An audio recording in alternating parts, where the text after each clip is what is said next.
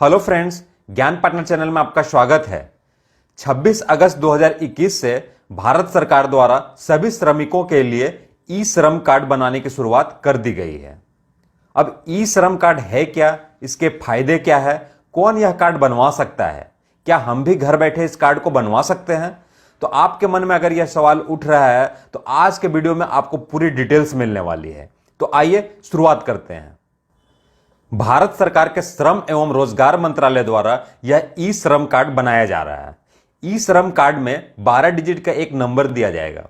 जैसे प्रत्येक कार्ड में एक नंबर दिया जाता है, जैसे कि आधार कार्ड में भी नंबर रहता है, पैन कार्ड में भी नंबर रहता है, वैसे आपको ई श्रम कार्ड में एक 12 डिजिट का नंबर दिया जाएगा जिसका नाम होगा यूएएन। यूएएन का फुल फॉर्म होता है यूनिवर्सल अकाउंट नंबर।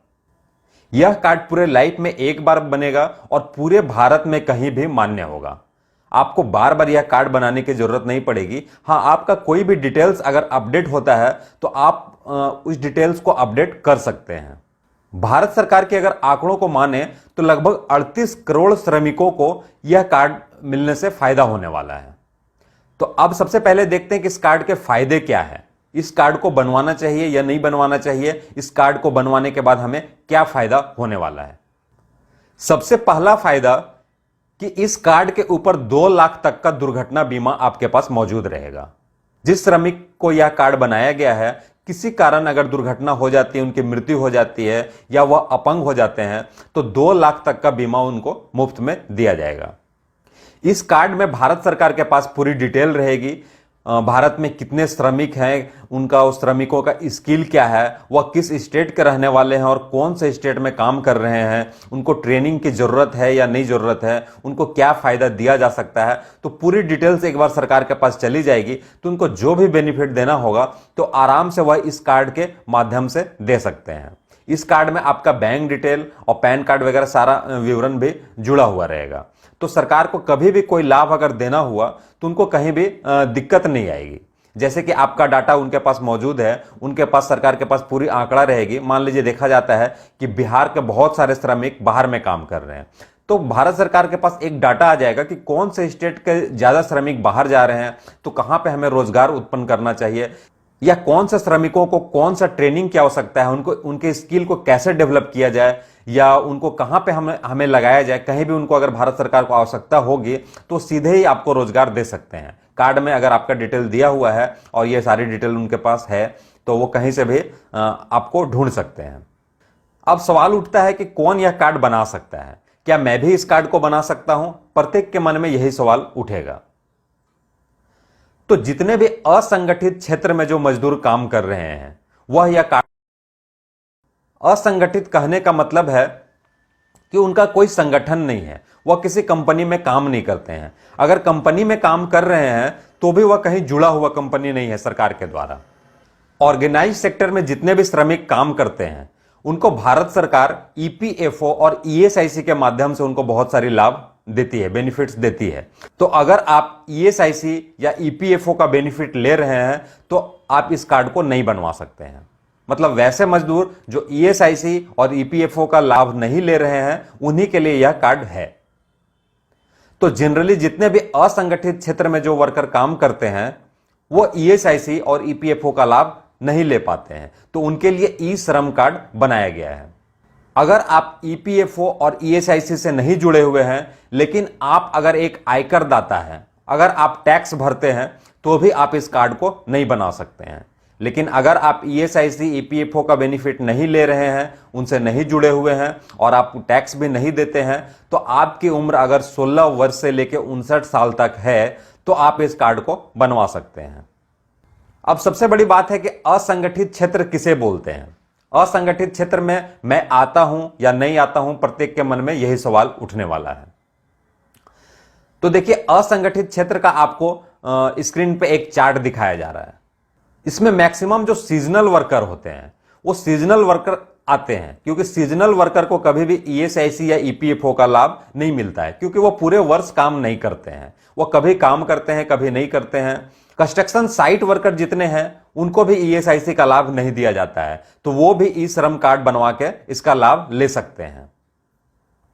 साथ में जैसे जो भी कृषक मजदूर हैं, जो खेती वगैरह करते हैं, कोई धोबी हो गया, वाशरमैन है, कोई घर में घूम घूम के काम करता है, ऑटो चालक है, तो इस टाइप के जितने भी मजदूर हैं जो कहीं भी कोई भी एक संगठन से जुड़े हुए नहीं हैं, जो ईएसआईसी ईपीएफओ का लाभ नहीं ले रहे हैं, तो वह ई श्रम कार्ड बनवाकर इसका लाभ उठा सकते हैं। अब सवाल उठता है कि यह कार्ड बनेगा कहां से, हम कैसे बनवा सकते हैं और इसके लिए हमें क्या क्या चाहिए। तो सबसे पहले कार्ड को बनवाने के लिए आपके पास होना चाहिए आधार कार्ड नंबर और एक मोबाइल नंबर रहना चाहिए। अगर वह मोबाइल नंबर आधार कार्ड से लिंक है तो और भी अच्छी बात है, अगर नहीं लिंक है तो भी आपका काम चल जाएगा। आपका नाम, पता, बैंक डिटेल सारा उस फॉर्म में फिल करना होगा। ईमेल आईडी, ब्लड ग्रुप अगर आपको मालूम है तो ठीक है, आप उसमें डाल सकते हैं। अगर आपको नहीं मालूम है तो डालने की जरूरत नहीं है, मतलब मैंडेटरी नहीं है। आपका कैटेगरी क्या है, एससी है, एसटी है, ओबीसी है या जनरल में आते हैं। आप फिजिकल हैंडीकैप हैं या नहीं हैं तो कितना परसेंट है। अगर आपके पास सर्टिफिकेट है तो उसे भी आप अपलोड कर सकते हैं, तो सारी जानकारी उसमें फीड हो जाएगी।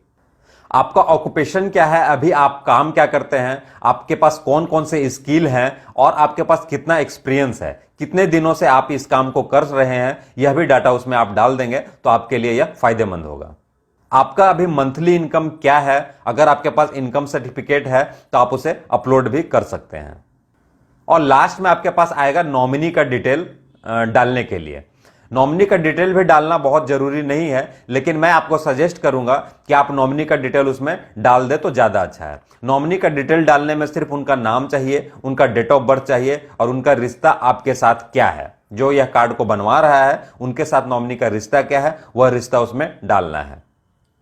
तो किसी कारणवश अगर कोई दुर्घटना होती है, अगर मृत्यु हो जाती है श्रमिक की, तो नॉमिनी को फिर बेनिफिट आगे मिलेगा। अब सवाल उठता है कि यह कार्ड बनेगा कहां से, हम इस कार्ड को कैसे बनवा सकते हैं। तो अगर आप इंटरनेट चलाना जानते हैं तो registration.eShram.gov.in पे आपको जाना है। आपको लिंक डिस्क्रिप्शन बॉक्स में भी मिल जाएगा और आपको साथ में स्क्रीन पे भी दिखाया जा रहा है। आप डिस्क्रिप्शन बॉक्स में दिए हुए लिंक पे अगर क्लिक करेंगे या सिंपल आप उस वेबसाइट पे विजिट करेंगे तो आपके सामने एक ऐसा स्क्रीन आएगा। तो यहां पे देखिए सबसे पहला कॉलम में लिखा हुआ है आधार लिंक्ड मोबाइल नंबर प्रिफर्ड, मतलब कि अगर आपके पास आधार से लिंक किया हुआ मोबाइल नंबर है तो उसे डालें तो ज्यादा अच्छा है। अगर लिंक नहीं है तो भी कोई बात नहीं है। तो आपको यहां पे मोबाइल नंबर डालना है। उसके नीचे कैप्चा है, कैप्चा मतलब जो बगल में आपको फोटो फिगर में दिखाया हुआ जो भी लिखा हुआ है उसको उसमें भर देना है। और नीचे में फिर आपके पास लिखा हुआ है कि क्या आप ईएसआईसी या ईपीएफओ से जुड़े हुए हैं, तो पहले से नो में क्लिक है। अगर आप जैसे ही इसमें यस करते हैं तो फिर आप आगे नहीं बढ़ सकते हैं, इसलिए इसमें नो ही रहने दें और नो होना भी चाहिए, आपको गलत जानकारी नहीं देनी है। फिर आप सेंड ओटीपी पे क्लिक करेंगे, आपके पास ओटीपी आएगा, आप उस ओटीपी को उसमें डाल दें। अगर ओटीपी नहीं आता है तो रीसेंड ओटीपी करेंगे। तो रीसेंड ओटीपी करने के बाद अगर ओटीपी आता है तो फिर ओटीपी को डाल दें और जो भी डिटेल मैंने बताया है वो डिटेल सारा आपको फिर उसमें फिलअप करना है। आपके सामने एक फॉर्म खुल जाएगा, सारा डिटेल आप उसमें फिलअप करते जाएंगे, फिर आप सबमिट करेंगे तो आपके पास लास्ट में एक ई श्रम कार्ड डाउनलोड करने का ऑप्शन आ जाएगा।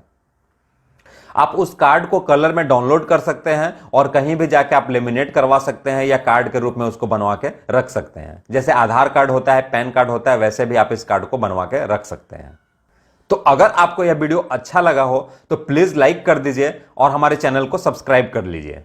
और अगर आपको लगता है कि आपके किसी दोस्त को भी इसकी जरूरत है तो आप उसके साथ इस वीडियो को भी शेयर कर सकते हैं। तो बाय बाय दोस्तों।